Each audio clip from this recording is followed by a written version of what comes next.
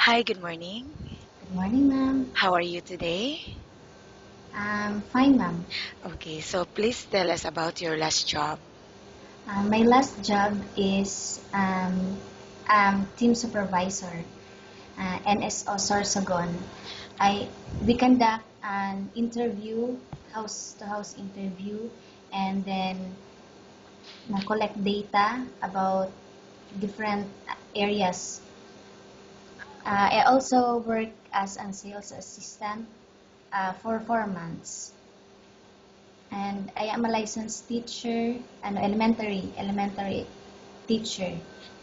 I volunteer at Irusin Central School in grade 4 level. Okay, so why you decided not to renew your contract?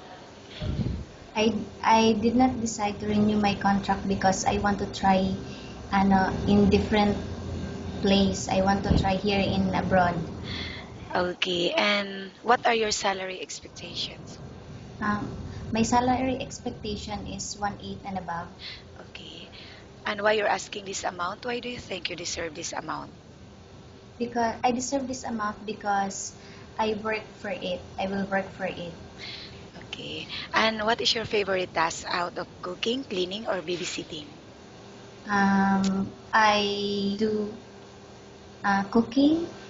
I do all household chores because I take care of my brother when I'm in the Philippines. Okay, and what type of food can you cook? Mm, Adobo, menudo, fried fish, meat, etc. Okay, and what experience do you have in cleaning?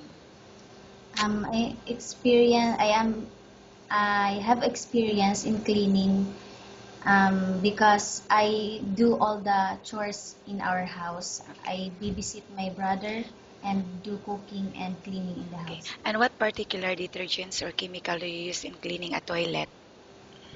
Toilet, Domex in the Okay, Philippines. okay. In terms of babysitting, what is your first action when a baby cries out loud?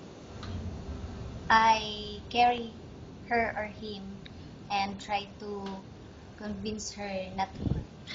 How do you try to get the baby to finish eating his or her food? I clean up the all the materials or the materials used when the baby is eating. Like just airplane. Mm. Okay. And how lucky do you consider yourself and why? I'm very hardworking. That's why I'm very lucky. I And consider myself as lucky. and what are your hobbies? My hobbies is searching internet, singing, dancing, and cleaning the house while listening to the music. And what is your favorite song? Filipino songs, especially sung by Sarah Geronimo. Okay. And how long do you want to work here in UAE for? As long as I can work here, I am willing to work here. Do you think you will be a good helper to your new employer? Yes, ma'am. Why?